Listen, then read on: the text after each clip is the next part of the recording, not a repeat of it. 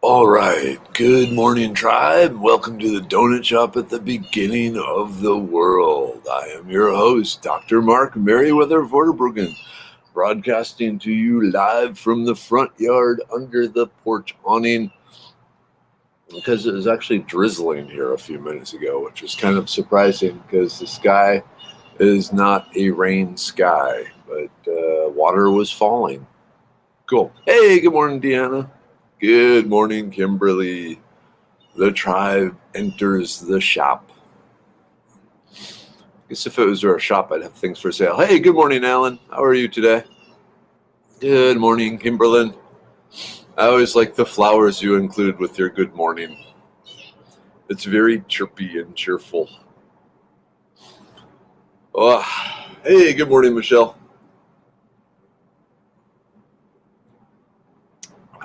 Coffee. I don't know what I'd do without coffee. Well, I'd switch over to Yopon Holly. But some mornings you just need that coffee. Hey, S. Good morning.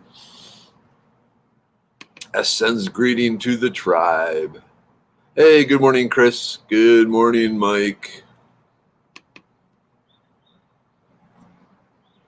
So cool. Yep. All right, Deanna. Yesterday I took my neighbor to show her some Chickasaw plums, and we discovered something called deer pears. Let me just say, yuck.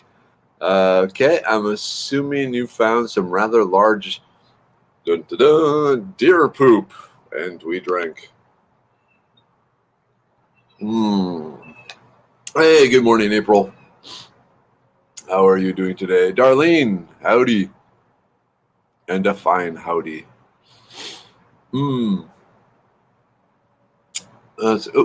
Hey, good morning, Bernice. Okay, so some cool news on the whole classes and everything. A lot of the Houston areas where I teach have been shut down, but the Jesse H. Jones Pioneer Day, second Saturday in November, will be up and going. That is the historical reenactment infotainment thing up at the Jesse H. Jones Park. And they are doing it, but in the past, where they had all these live demonstrations set up, they will still have the live demonstrations set up, and people could just wander freely from booth to booth. They're going to have us really spread out, and then have small guides that lead small groups from booth to booth, and then each booth will have about a 15-minute presentation. So I will be doing a 15-minute edible medicinal plants class, at the Pioneer Day at Jesse H. Jones. So, and that is the second weekend in November, second Saturday in November. Generally a really good time, lots of interesting stuff. If you like history and you like seeing how things used to be done before power and all that, definitely a thing to check out. Okay, all right. Oh, I wonder, Deanna, if it's the Bradford pear, Asian pear type thing. Were they kind of brown and speckled? Hey, good morning, Donna. Oh, here we go. Kimberlin says, I want to thank you and the tribe for yesterday. I woke up kind of negative, and by the end of the show, I felt great. The day slowly fell apart, but it was okay. I survived exhausted, but still positive. Awesome. That is why we have the tribe, because life is hard right now. It's even harder when you're alone. So let's not be alone, okay? Good morning, Amanda. Good morning, Sherry. Oops. Ooh, is there space for tuning the Caddo Mounds class next month? You need to call the Caddo Mounds. They're the ones handling all the registration. But I want to say that all the spots, there'll be 2 classes and both have filled up. but you can call them and get on a wait list if there aren't still openings. So yeah, you got to check with them. Hey, Elizabeth, you are here. All right, and okay, so yeah, that's a Bradford pear, Asian pear. Yeah, tart and astringent, and the seeds have a fair amount of cyanide in them, but I've found they ferment well. So there is that. But yeah, they're related to apples and can be used like apples. Chris says, is there any reason for non-celiac folk to avoid gluten? I actually haven't looked into that. There's lots of competing claims on the internet and in the world about gluten good, gluten bad. It's not gluten, it's the herbicides, it's this, it's that, the other thing. I don't know. I do not know on that one. And I don't even have a scientific wild ass guess on that. So, sorry, I don't know everything.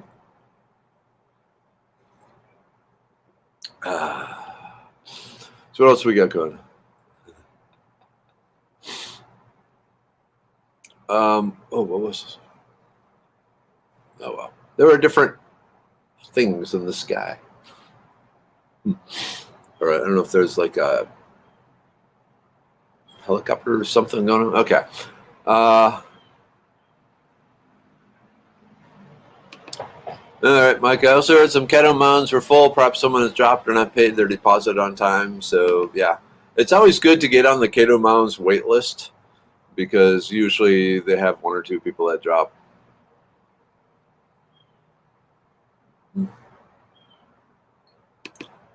That's interesting. Yeah. So, Kimberly, are Bradford pears invasive? I've read they are bad to plant.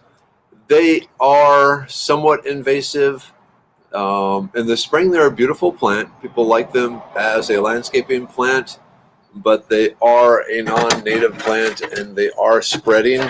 There is some, the question, the counterpoint to are they a bad plant is if they've naturalized, if they've worked themselves into the food chain, then maybe they're not so bad. So there's lots of people saying bad, bad, bad, bad, bad, bad, and one or two people saying eh.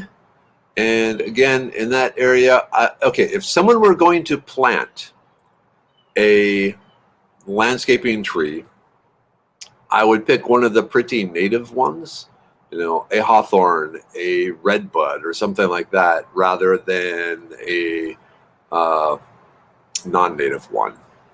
So all things considered, I know there's at least 3 Bradford pears in the neighborhood, and people always go, ooh, they're so pretty. And I go, eh. So again, it's one of those things where not all the science is in yet. And there's some, you know, science is conflict. And who's right? And they're right with the data we have now, but as more data comes in, they're wrong. And so the current thought on the Bradford is they're probably bad, but maybe not 100% evil. How's that? Hey, good morning, Bonnie. Good morning, Nancy. Good morning, Brad. Hey, Brad, how you doing? Yep. Hey, good morning, Tina. Thanks for posting the pictures of the little baby cow. Ooh, here's a great question. Okay, so Amy, what's a high-calorie native plant that I can put in my front yard? Okay, so let's ask a few more questions because we need to know a little more about your yard. And first off, where are you located in Texas? Second, is your yard in the front yard? Is it in the backyard? Or, I mean, does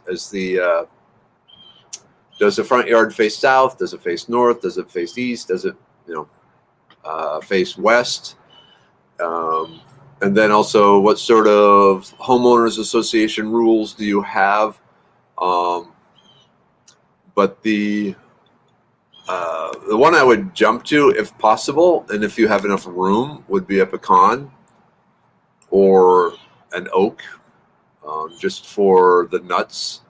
Because where you get the nuts, or sorry, where you get the calories are from the nuts, the seeds, and the tubers. And very few plants will you be able to plant in your front yard to produce a whole bunch of seeds.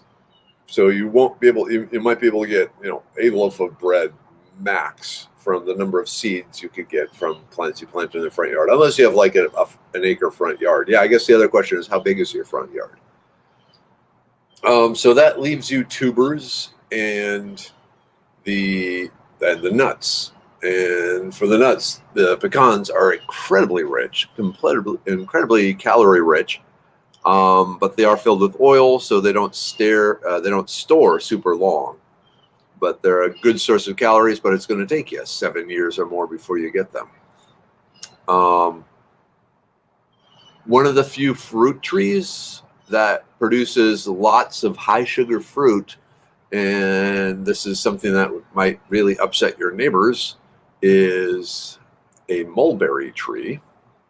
So mulberry trees produce some of the highest concentrations of fruit of any tree, or any fruit tree out there. Fairly easy to collect the fruit. They start producing it at a fairly young age. You take the fruit, you mash it up, you make fruit leather out of it, and away you go. So it's a storable form of calories. The only other native thing that would produce any appreciable amount of calories, I would say, would be the groundnut vine.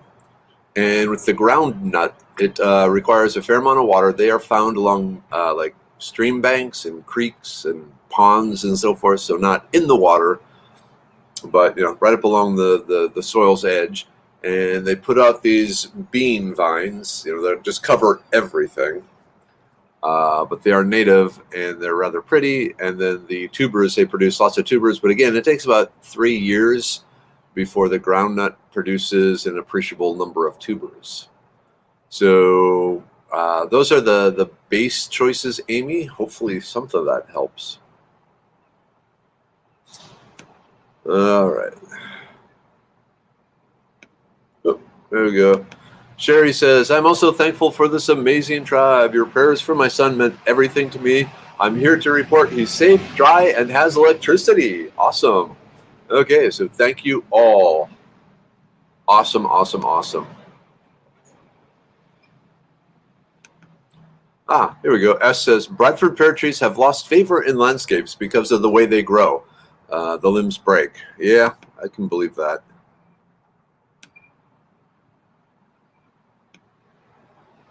Yep, Tina. Always. Science is in conflict, but that's good science, right? That's the best sort of science. Where someone goes, wait a minute, prove it. What about this case here? What do they say? More discoveries have occurred when someone has gone, that's odd, rather than actually seeking out to invent something. Here we go. Donna, this is good advice. What I've read with Bradford pears is if you don't have them, don't plant them. If you already have them, don't cut them down. I'm totally 100% behind that.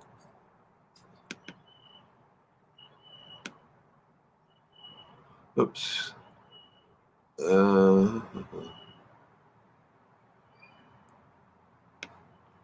All right. Nicole, they are not, so again, talking about Bradford pears, Nicole says they're not very structurally sound. They easily break, and cities don't plant them like they used to because of high risk of branches falling on a person, building, car, etc. That makes sense. Okay, Amy, you're in the Woodlands? Okay, so you probably have a lot of homeowners association rules. But you can probably get away with pecans. The more pecan trees, the better, like 2 or 3. I doubt you could get away with the mulberry. You could probably get away with the groundnut planted as a vine. It's not the groundnut. The problem with the groundnut, great source of calories, not really an attractive landscaping plant. Unless you have like some sort of trellis or arbor or you can incorporate these vines into your landscaping rather than just let them run rampant over the landscaping. Like I have them groundnuts growing in the backyard, and the corner of the yard where they are, all the other plants are just covered with the groundnut vines. So I would aim for pecans first. Pecans first, oaks second, acorns, especially a burr oak. Yeah, burr oak. And then also maybe include the groundnuts as a secondary source. But for native plants, that's what you would do. Hey, good morning, Surinder. Oh, here's an interesting question. Jennifer, is there a plant that is 100% bad? It depends on bad for what, bad for who. You know, is it bad for the ecosystem in which it has been moved as opposed to the ecosystem in which it evolved? Is it bad for human but good for bugs or birds or squirrels or what? So I'm going to take the Druidish answer and say no. There's no plant that's 100% bad. Okay, Amy. Then go with the. Oh, here's an idea, Amy. Plant the pecan trees, and then get some grapevine going up them. Like if you have full sun or part shade, you'd probably be better off with Mustang grapes, but that might be an idea. Deanna, God is good. I believe that 100%. Oh, cool. Okay, Nicole, at least that's what the city of Fort Worth and Criss Timber's Urban Forestry Council has taught me about Bradford pears. Okay, so that makes sense. I mean, cities do not want to plant things that cause liability issues. That's one of the reasons a lot of cities refuse to plant fruit trees along the sidewalks. There's this big push. Well, why can't we plant, fruit trees so the homeless have something to eat? Well, most fruit trees, if you don't harvest all the fruit, drop the fruit, the area under the fruit tree becomes messy and slimy and slippery and nasty. And so they're afraid someone will slip and fall and then sue the city. So there you go. That's why they don't plant the fruit trees in the cities. Let's see, Tina. So many people complain about Vitex, and here I am on campus clipping green Vitex berries, stashing them in my backpack. 2 days later, remembering them, and they are sprouting in my backpack. So I'm spreading them to my property. Bwahahaha. Wait, bwahahaha. Yeah, okay. Bwahahaha. Yeah. Like the Vitex, it's a food source for a lot of butterflies, hummingbirds, and so forth. Like that. It doesn't seem to be killing off native plants, so it seems to have naturalized well. We'll see how it goes. Oh, cool, Kimberly, you have a huge mulberry tree up at your new place. That's going to be awesome. I had a mulberry tree outside my apartment in New York that I would just gorge myself on.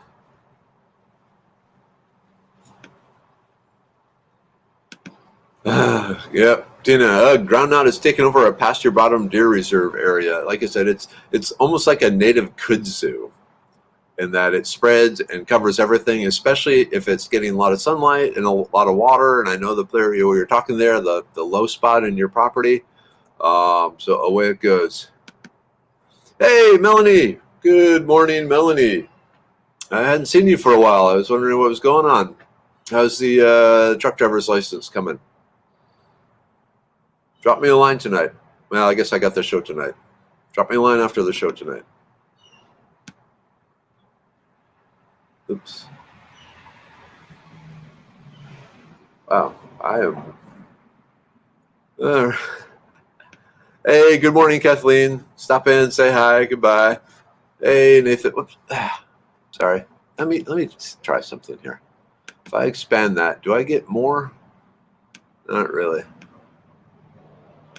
Huh. Okay, Nathan. Is the science legit behind dandelion being a strong nootropic? I have not even heard of dandelion being a nootropic, and I have researched lots into that subject. If you could send me a link of someone claiming that, Nathan, I'll take a look at it, but I have never heard of the dandelion being any sort of brain stimulant. The closest effect might just be the leaves are so rich in nutrients that they are, helping with the overall health of the person. But I have not heard anything about the dandelions being a nootropic or brain assist.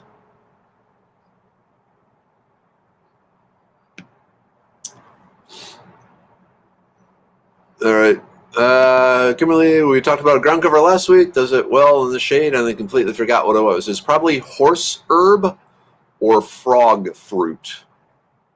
Horse herb is basically a brown paper bag that grows on the ground, except that it's green. But I don't know if you can see it. Not very well. But my front yard is all horse herb because I hate grass. And horse herb is, I can see it better over here maybe. So it's a little patchy. It's still filling in.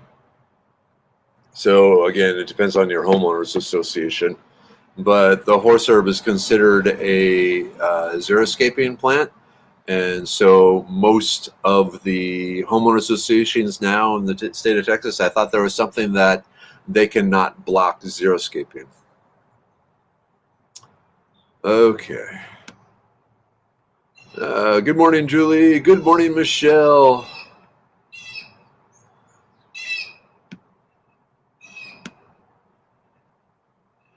Hey, Kelsey. How you doing today? Okay. Deanna, Cocklebur is a baddy, right? Okay, so... Okay, there's lots of information here, and I'm trying to sort out the best way to approach it and the best way to describe the situation. So,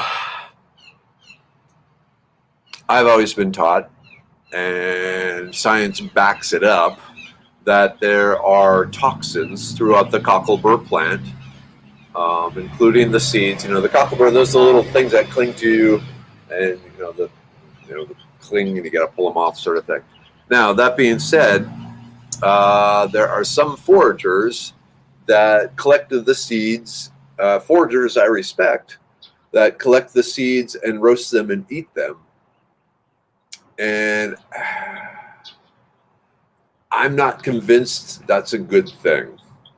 So there are people who say cockleburs are edible, and a lot of people in chemistry and science that say it is not. So I do not feel comfortable saying they're edible.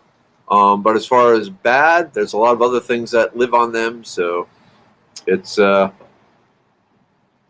for humans, bad often for ranchers, but in the entire world, who knows? Okay, Michelle, what's the difference between burr oak acorns over other acorns? Okay, so the burr oak acorns, they have several things going for them. First, they are huge, absolutely huge, really, really big. Like, not quite the size of a lime, but they are just a massive acorn.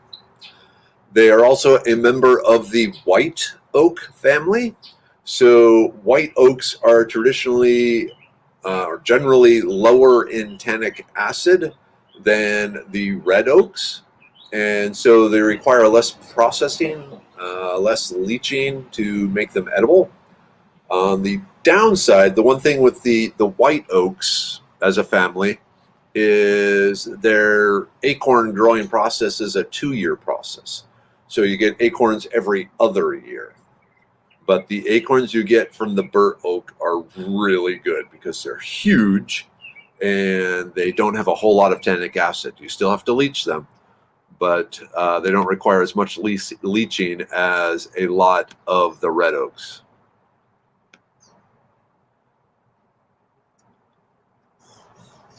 All right. Nick. Okay, that's one of the things with the pecans, though. I have 2 pecans I planted almost 2 years ago, and they haven't really grown much at all in that time frame. Yeah, Most food trees, it's more like a 7-year plan. So keep that in mind. Hopefully you're fertilizing it and giving it all the stuff it needs to grow. But yeah, they're not fast growers. So yeah, let's see 5 more years from now where they're at.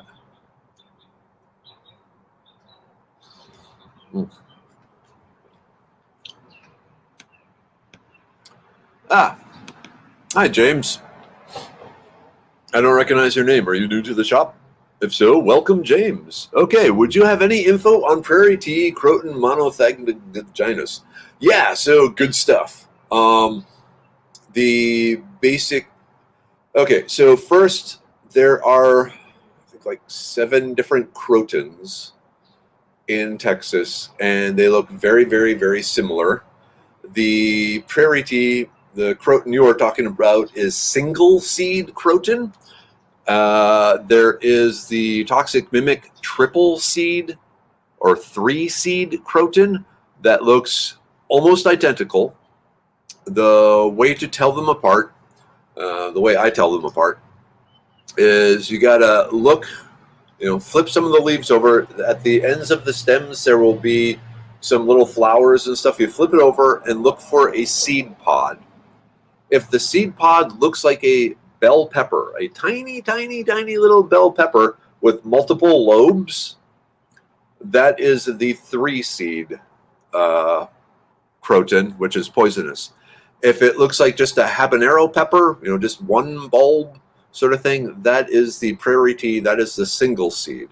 A lot of prairie tea, a lot of single seed up through the Austin and Hill Country area, and then heading up into the Great Plains.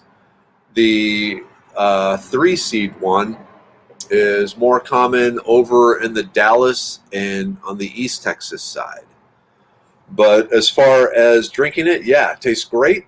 And general head cold type help too. But you can drink it for pleasure, or you can drink it for its helpful effects. This is interesting. Does anyone know how I can research defunct herb schools, publications, tax records?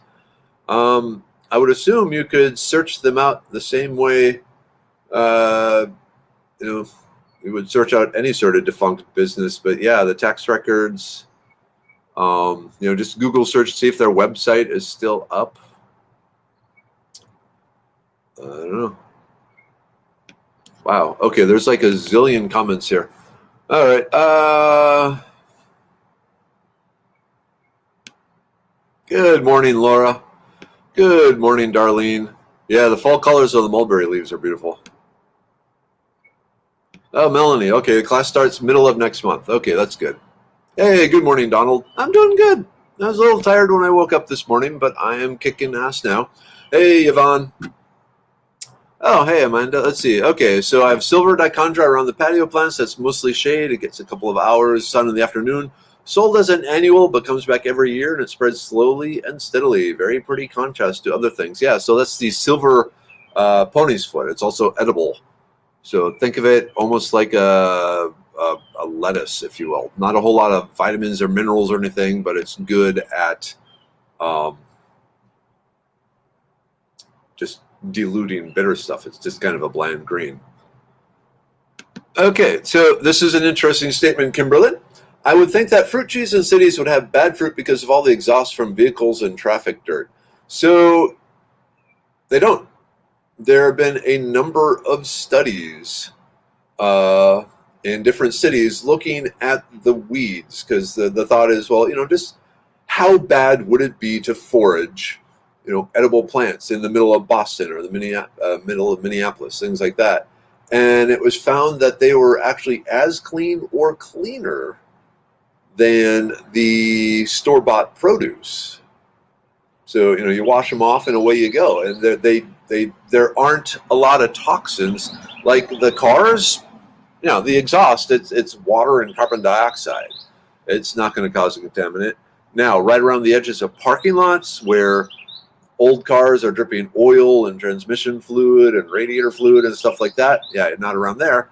but in the average spot, around the the sidewalks and so forth, the cars, they're not doing really anything to them. So it's actually pretty safe. And then especially fruit trees are even less likely to take any of the toxins from the soil that might be there and put them in the fruit. Because remember, the fruit is the womb of the plant. And so they have defensive mechanisms to keep a lot of toxins from passing from the tree into the fruit. So keep that in mind. All right. Hey, good morning, Mark. Up in Dallas. I'll be back in Dallas on December 5th. So if you're around, you need to come up to the class. I also got to set up a date for you to appear on Merriweather's World. So I'm still just screaming busy right now, but maybe I can get there. Good call, Kimberly. Husband wanted English ivy, and I was like, nah, we can find something with use. Exactly. That's the sort of thing I like. April, what is black oak? I'm not sure the specific species, which Quercus nigra, maybe? Not sure. Oh, okay. Chris Holt, any forage sources of pectin?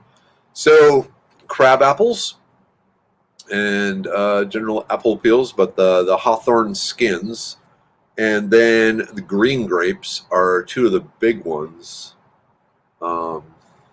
I know there are more, but the green grapes and the crab apples are two that have been used traditionally in jelly making.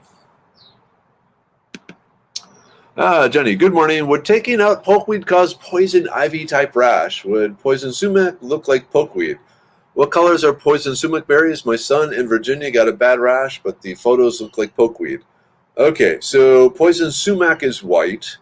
The overall shape of poison sumac would be just barely like pokeweed. Poison sumac, it's just first, it likes to have wet feet, so it's going to be right in the water's edge, maybe even touching the water, and then a single trunk, maybe 2-3 inches across, grows up without any branches, and then at the top, it puts the branches out up there, and then has clusters of white berries. The leaves are compound on the sumac, and the stem is going to be, your basic gray and green. The pokeweed, the stem is going to be red. The berries are going to be black, purple, and it'll have simple leaves. As far as a rash from it, I mean, it's possible he's allergic to it, but I don't know of any contents in the sap or in the plant itself that would cause a contact dermatitis. So I don't know. There might have been some poison ivy mixed in with it. That's the best I can say. It might just be an allergy. If you want to, if he has pictures of it, go ahead and send the pictures to me, and we'll see what we can do. Hey, good morning, Dad and Mom.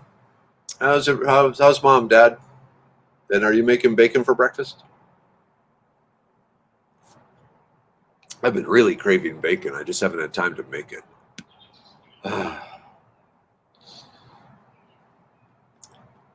All right. But give Mom a hug for me.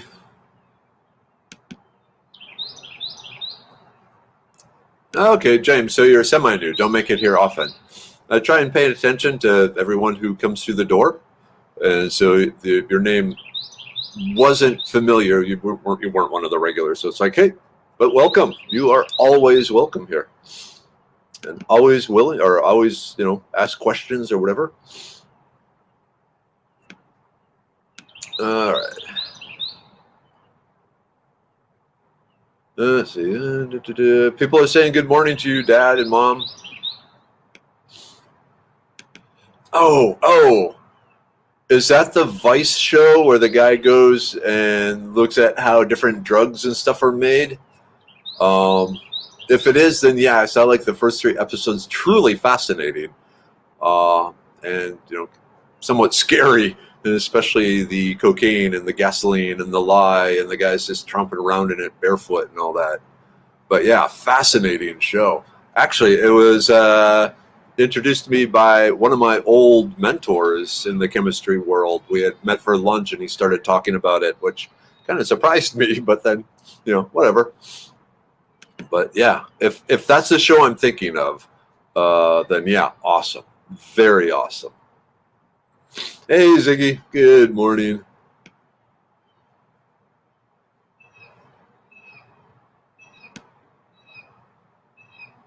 Oh, interesting. Janine, hibiscus tea plant. So the Rosella, hibiscus sabdifrifloria, whatever. Rosella makes good pectin. Interesting. Oh, yes. Shade ground cover violets. Very high in vitamin A and vitamin C. But, oops, you know what? I expanded things here. I need to keep an eye on the time. Oh, okay, yeah. So, damn, there's so many comments here. I'm going to have to make a longer show. Okay, so Mark, I've not yet got Merriweather's World. Is it a podcast or a live video like this? So, yeah, so Mark, it is a live show like this, broadcast in the same places, Thursday nights, 8 to 9. So tonight I will be devoting an hour to pine trees. But yeah, with the Merriweather's World, there is a subject, either a plant or some bushcraft thing or an interesting guest. And, we talk about that for an hour, still taking questions from the audience like this, but it's more structured, if you will. I think it would be awesome to have you on that. All right. Okay, so it is it's after 7:50. So time for the group take. Those of you that have them, the liver pill. Let's get our livers charged up and ready for the day, the abuse we're going to do to them, because we are an American type people, and we don't always take good care of ourselves, do we? Okay, so liver pill, 4 capsules.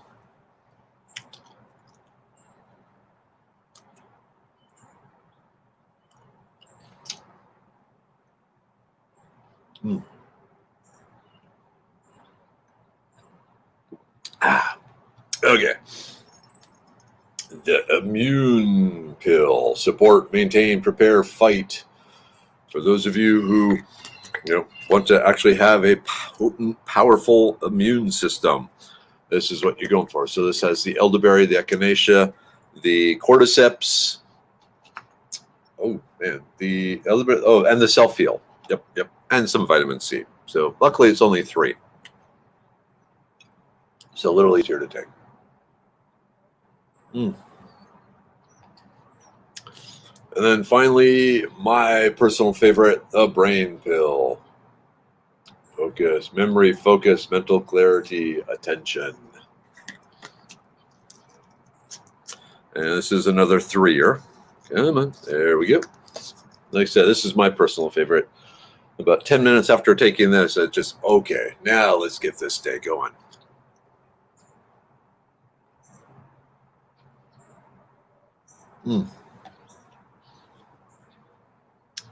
Okay, so Mark, in the past, if I have time, I set up a set the Merriweather's World up as an event, but I've been running around so crazy busy lately that I haven't been. It just, you just show up at 8 and you're here on Facebook or on the YouTube channel, Dr. Merriweather, and it will say, hey, Foraging Texas is live. Click here to join, and you click there, and suddenly here I am. Basically the same thing that is happening with this. But yeah,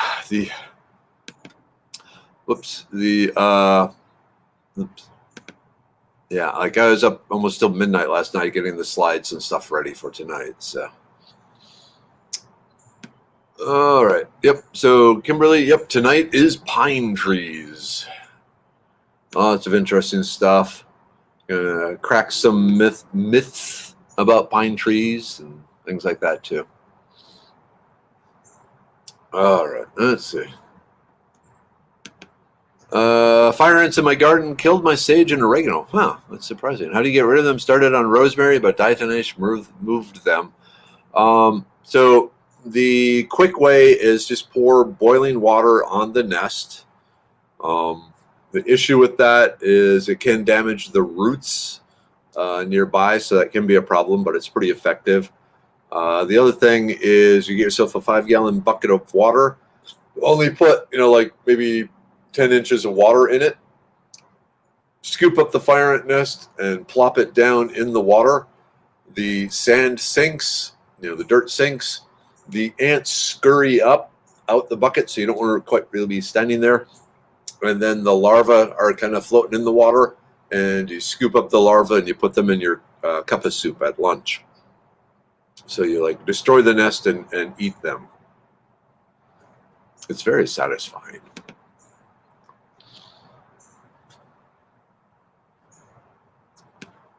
All right. Let's see, Deanna, how long have mom and dad been married? Hey, dad. Hey, mom. How long have you been married? It's been definitely more than 50 years. 55 years? Something like that? 56 years? Somewhere up there. Oh, yes, Melanie. The machete axe thing where it has the hole in the blade so you can turn it around. There's a sucker born every minute.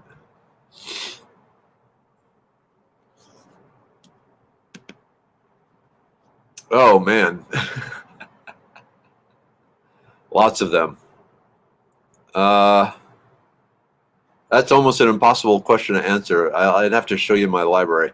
If you're wondering what books I recommend for botany, and especially learning about botany and ethnobotanical uses, definitely check out the Amazon, the Foraging Texas Amazon store. So Amazon.com/shop/Foraging Texas. Amazon.com/shop/Foraging Texas.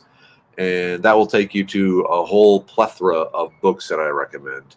As far as the journals go, it's more, I will use PubMed, which is the government's clearinghouse on scientific papers. So not so much the journals, but I will go there if I'm wanting to research a new topic like, herbs for cancer or Native American fiber plants or, whatever, because any sort of scientific research is, pretty much every scientific paper published can be accessed through the PubMed. You may not be able to get the full paper, but at least you are usually able to get the abstract, and sometimes the abstract and the conclusion, sometimes the full paper. But that's where I don't subscribe to a journal. Well, okay, I do subscribe to the Lancet, the medical journal, but only online, and I hardly ever actually read it. So I guess the Lancet. But usually it is more searching out the articles on the specific thing I'm researching at the time, rather than just seeing what new research is out there every month, if that makes any sense.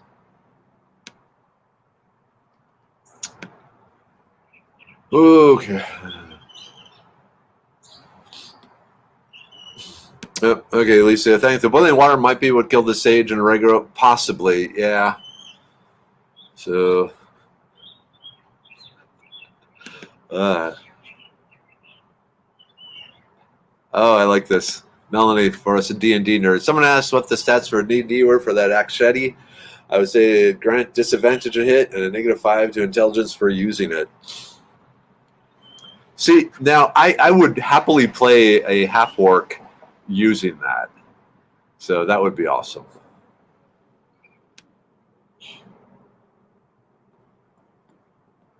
Hey, Dad. Hey, Mom. You still here? How long have you been married? Or did they answer by chance? Otherwise, it's ooh, okay. I had my alarm turned off. All right. It is after 8. I need to get going and start the day, see what new battles await me with Amazon. Again, thank you all that have been ordering the Medicine Man products. We have been meeting our sales projection that we need to stay alive. So that's awesome. Very awesome. Thank you for helping me stay alive. I really appreciate that. My family appreciates that. And then, of course, reviews help too. So, do what you can.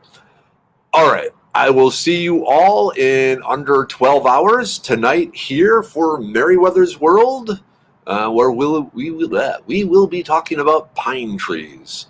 Hopefully some fascinating facts and things like that. If you've ever wanted to know how to eat a pine tree, tonight's the night. All right, tribe. As always, I very, very, very dearly love you all.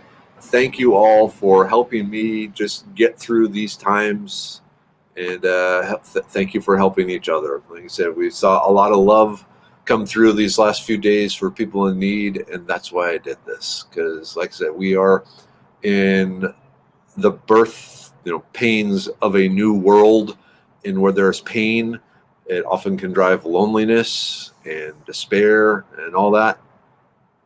And when you're part of a tribe, you got someone with you there. So, all right, we are here, and we will be here, and we will be here, and we will be here. All right, until then, till tonight, see you later. Have a great day.